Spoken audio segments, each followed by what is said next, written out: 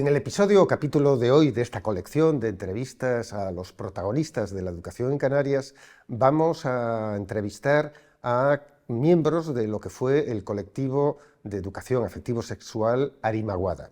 En concreto, son Mari Bolaños, ella fue fundadora del mismo y una importante impulsora de este colectivo, a Ana Pino, psicóloga y participante activa del mismo, y a Manuel Jiménez, maestro de educación infantil y también con un protagonismo importante en el mismo.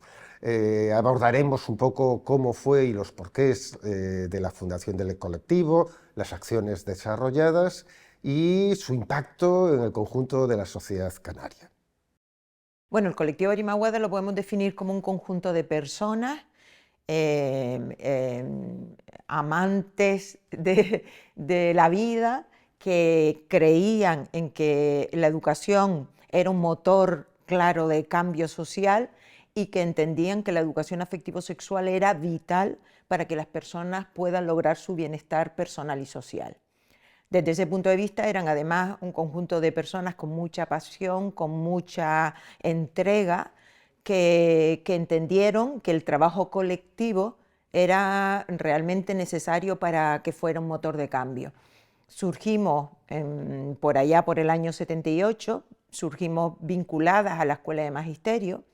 En aquel momento yo estudiaba en la Escuela de Magisterio. Pero de la Universidad de La Laguna. De la Universidad de La Laguna, perdón, de la Universidad de La Laguna. Y claro, pues yo era de Las Palmas, pero al venirme aquí a estudiar químicas, luego convalidé en la Universidad de La Laguna.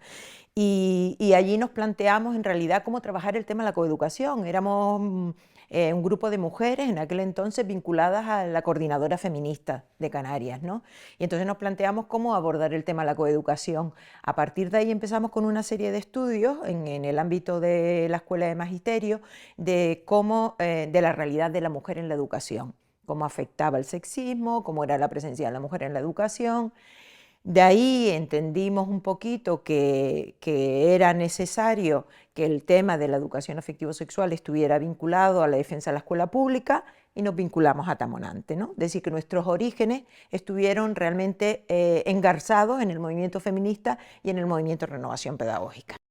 En ese colectivo programa había un grupito como de 4 o 5 personas. Está Lola González, está Isabel Montes de Oca, Isa, está Raúl, importantísimo en su época. Nos aportó mucho, Raúl Díaz. Raúl Díaz Acosta. Elena estuvo en el programa institucional. Después Puri, María Eugenia. Purificación Gutiérrez Díaz. Actualmente poeta. Famosa. María Eugenia. Y después yo estuve también muchos años. Finita, que aportó toda la de Matrona, que fue importante también. Mucha gente que estaba en la experiencia de Arimaguada en la escuela, se vinculó al colectivo también y lo enriqueció.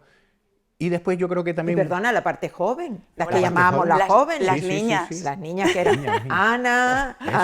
Eso voy a decir que un elemento muy importante fue el máster de sexualidad juvenil. Ahí entraron las jóvenes. Ahí entraron... Máster que dirigió Manolo, que no lo han dicho y que está aquí Manolo. Mi director de máster. Arimaguada, desde esta concepción del ser humano, ¿no?, integral y desde su dimensión afectiva y sexual, con todas esas capacidades, ¿no?, que nos concierne de vínculo, de erótica, de intimidad, de comunicación. Lo que entendíamos desde nuestro modelo de educación sexual es que debía de ser un modelo que ayudara a las personas a vivenciar todas estas capacidades que tenemos y a resolver sobre todo nuestras necesidades afectivo-sexuales, de intimidad, de vínculo, que todos los humanos tenemos y que se van conformando y transformando a lo largo de la vida. Y por lo tanto debía de ser un modelo de acompañamiento y un modelo de proceso formativo, que es como entendemos la educación afectivo-sexual integral. Desgraciadamente, lo que tú planteas, que es lo que nosotros llamamos el modelo preventivo, ¿no?, el modelo médico, se le llamaba, pero nosotros le llamamos modelo preventivo, sigue estando presente, es decir, es aquel que se concreta por intervenciones externas, por parte generalmente de especialistas muy puntuales, deslavazadas y que generalmente tienen que ver con elementos de peligro, ¿no? Entonces, si te das cuenta, generalmente y más últimamente hemos retomado otra vez las declaraciones públicas de la necesidad de la educación sexual, pero no es que se hable de la necesidad de la educación sexual en el ámbito, en el planteamiento que hacía Ana, como para abrir las posibilidades que tienes como ser humano, de interrelación, de quererte a ti mismo, de efectivamente desarrollar tu afectividad, de ser más feliz, sino como para prevenir los riesgos. Se habla de que es cierto, además, que las ITS, las infecciones de transmisión sexual o genital, han aumentado de forma desaforada, de que efectivamente el tema actualmente es ITS, o sea, si en aquel entonces eran sobre todo embarazos no deseados, actualmente son ITS y violencia sexual.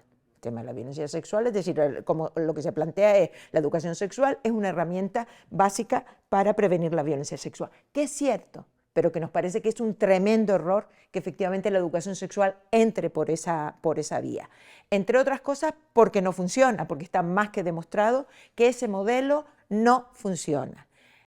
Nosotros somos siempre nos hemos considerado un proyecto en construcción, un proyecto de innovación en construcción. Por ejemplo, a lo largo de la historia pasamos de entender que efectivamente nosotras empezamos con educación sexual en el ámbito educativo, dirigiéndonos al profesorado y a la familia. Y hubo un claro momento después de 10 años que dijimos, esto no puede ser así. Hay más, es decir, nuestro alumnado se interrelaciona en la sociedad y por lo tanto hay que hacer un planteamiento mucho más integral, ¿verdad? Ese fue un elemento clave y el otro, el ir matizando ese modelo, pues desde el punto de vista de la diversidad sexual y funcional, desde el punto de vista del feminismo interseccional, que nosotros lo teníamos en cuenta, pero no, ¿verdad? No llamábamos, no concretábamos de esa forma. ¿Qué más? Desde el punto de vista, ¿no? Sí. Diversidad, digamos, y recalcando muchísimo. O sea, yo creo que somos defensoras, yo digo a veces que somos defensoras únicas, quiero decir, porque luego no lo vemos que se concrete en la práctica de un modelo comunitario, ¿no? Un modelo que nos desarrollamos y nos educamos en sociedad. Y aquello de que efectivamente un niño o una niña ¿verdad? lo educa la tribu, eso es que es importantísimo. Y por lo tanto, mientras no pongamos procesos comunitarios de educación afectivo-sexual, participativos, partiendo de las necesidades del alumnado, de las personas que intervienen en ese proceso, desde luego no vamos a conseguir los objetivos que teóricamente quieren conseguir, ni siquiera los de prevención de los riesgos, ¿no? Con mucha gente con la que hablas, ¿no? Te dice, hoy día Arimaguada todavía es más necesario que antes, porque claro, antes no teníamos tampoco, digamos, el acceso, antes decía, bueno, si ya saben más que nosotros, si los chiquillos en la calle aprenden más, pero es que ahora no solo es la calle, que la calle podíamos luchar contra lo que se decía en la calle y tal, ahora lo sabemos, las redes sociales, los medios, entonces también ese enfoque preventivo, porque los enfoques están como parcelados y nosotros, mira que hemos hecho informes a la consejería diciendo, trabajen, o sea, informes de mejora, de crítica, pero de mejora. Den una visión global y dentro de la visión global que hemos planteado, biográfica y amplia, pues hay que prevenir unos riesgos. Pero dentro de esa visión, ¿pero qué pasa? La consejería como que apuesta por parcelas. Entonces, como que todo el mundo ha dividido la educación sexual desde ese enfoque preventivo. Entonces va alguien a hablarte de la diversidad, alguien a hablarte de la violencia, alguien te va a hablar de los riesgos de embarazo, alguien de los riesgos de las redes sociales. Entonces al final, pero no lo asume en el profesorado, que es el eje del cambio, digamos. Yo siempre comento, y no quiero que suene a nada petulante, ¿no? Pero cómo desde Arimaguada se empezaron a hacer muchas cosas que hoy se plantean como súper necesarias y que parece que se está innovando. Yo solo nombro dos. Una fue el tema de las masculinidades. Hoy se habla mucho de las masculinidades. Y si tú recuerdas, en el máster que hicimos en el 97-2000, pues nosotros hablábamos de las masculinidades. Trajimos a Dorje Braken de Holanda, que tenía toda su experiencia sobre este tema. Y en concreto Ana, que era alumna de ese máster, hizo todo un trabajo con Oli en el Instituto de Ravelo, sobre cómo trabajar con los chicos, ¿no? con las chicas y luego conjuntar. Es decir, que ese planteamiento de que no podíamos dejar a los chicos al margen, no podemos dirigirnos a los chicos como culpables, sino como elementos también centrales del cambio hacia la igualdad, ese planteamiento estaba en Arimaguada siempre, pero desde luego en esa época. Y la otra es la de las TRIC, ¿no? Digo, por meterle lo de las relaciones, lo de las técnicas de relación y TIC. Multimedia, Sí, todo lo nuevas que tecnologías. sí, nuevas tecnologías, que evidentemente llegado en el tema de materiales, pues se hizo aquel multimedia sexer, ¿no?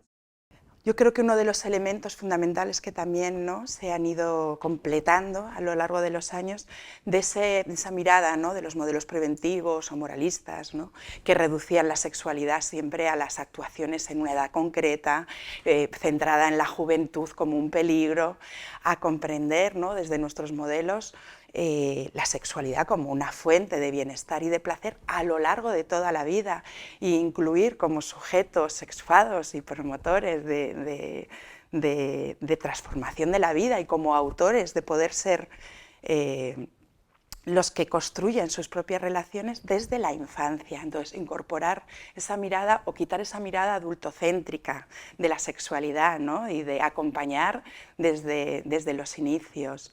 La incorporación de esta mirada feminista interseccional que decía Mari, ¿no?, en el que ampliamos quiénes somos como personas y pasamos de esos roles estereotipados de género a comprendernos desde las identidades sentidas, diversas, positivas, que engancha mucho más con cómo se siente la gente joven hoy día, ¿no? Después fue Colectivo Arimaguada, MRP, Tamonante.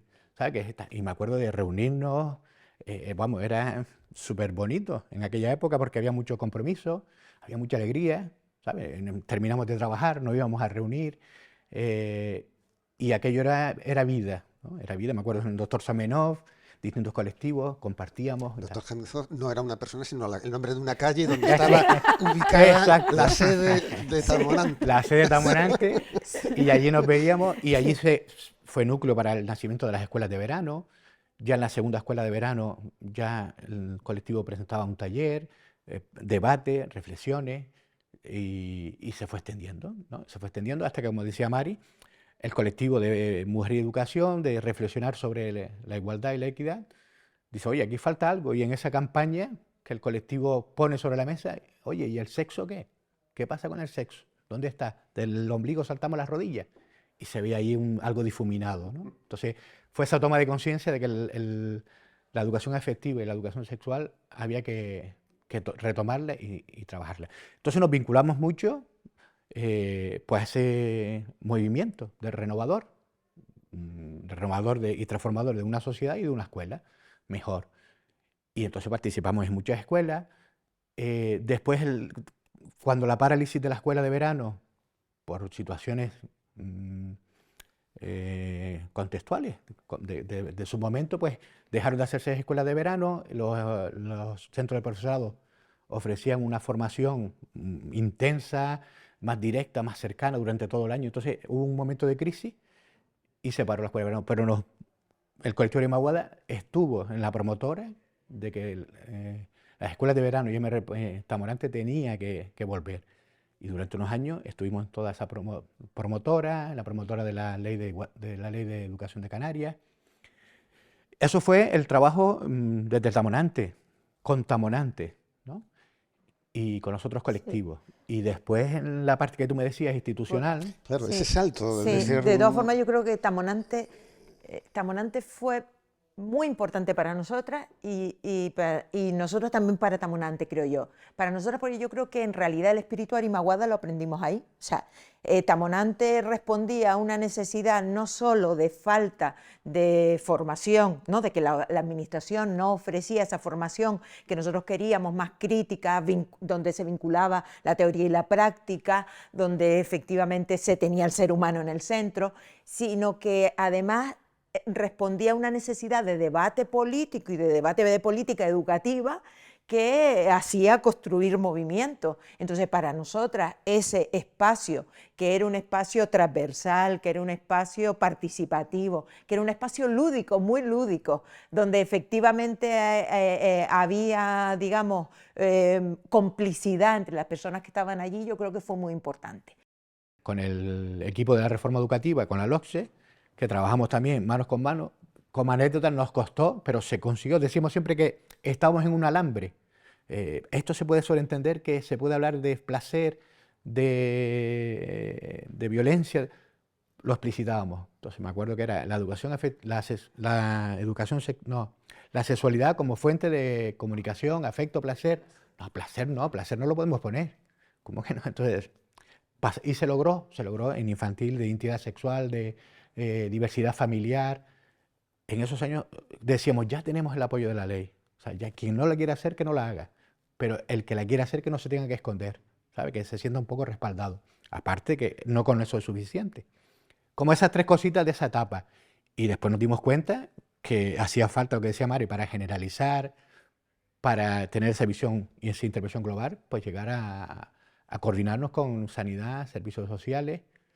Y ahí fue donde nos planteamos el plan. Y dentro del plan, muchas líneas, muy aplaudidas, creo yo, porque siempre las mismas líneas, desde que yo llegué a Arimaguada, sensibilización, en todas las etapas se ha dado, formación del profesorado, formación de la familia, elaboración de materiales y legislación. Y en este momento, cuando llegamos al plan intersectorial, lo mismo, se hizo sensibilización, con muchas campañas, con la campaña... Pero yo creo que también fue importante el proceso de cómo se llegó, ¿no?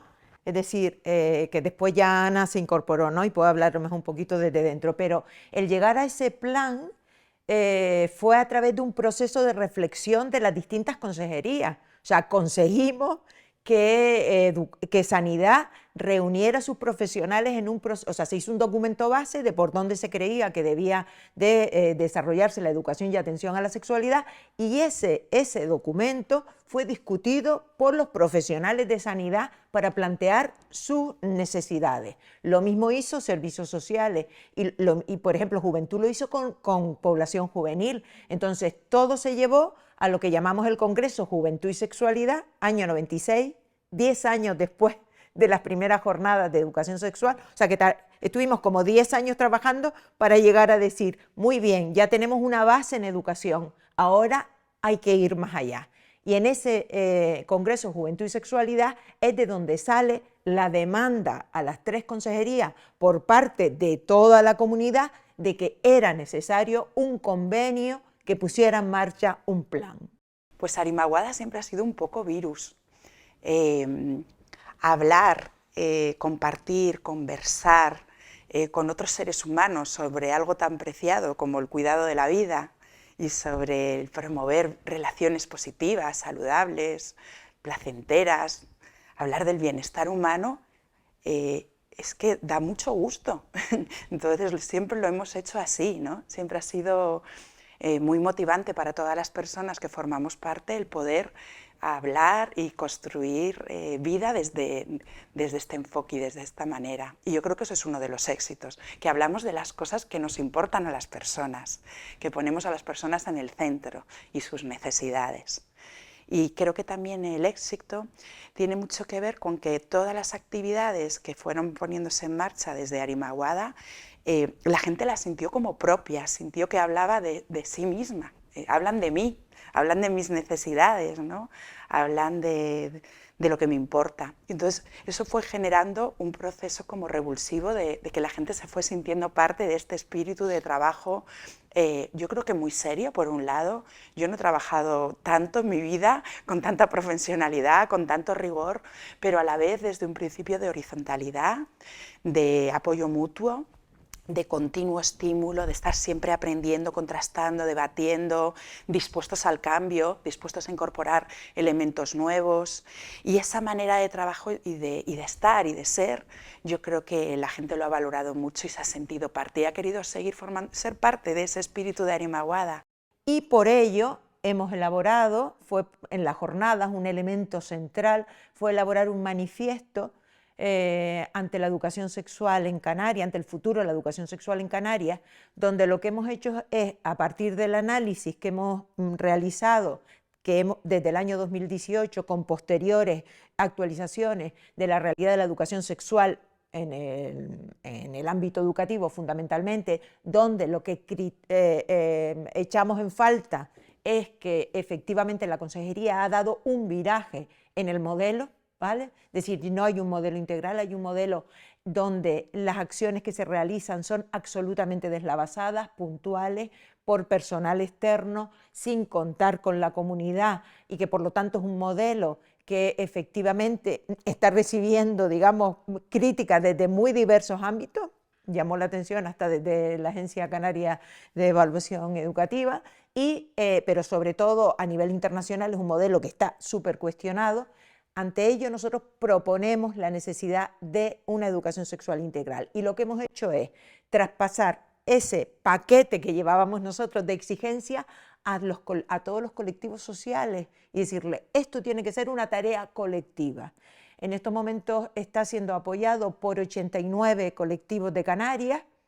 Estamos intentando por todos los medios llegar a las asociaciones de padres y madres, que también viven un momento un tanto convulso, y que nos gustaría muchísimo contar con ellas de cara a su presentación que queremos hacer en marzo, no solo de cara a la Consejería de Educación, sino al Gobierno de Canarias, ¿no?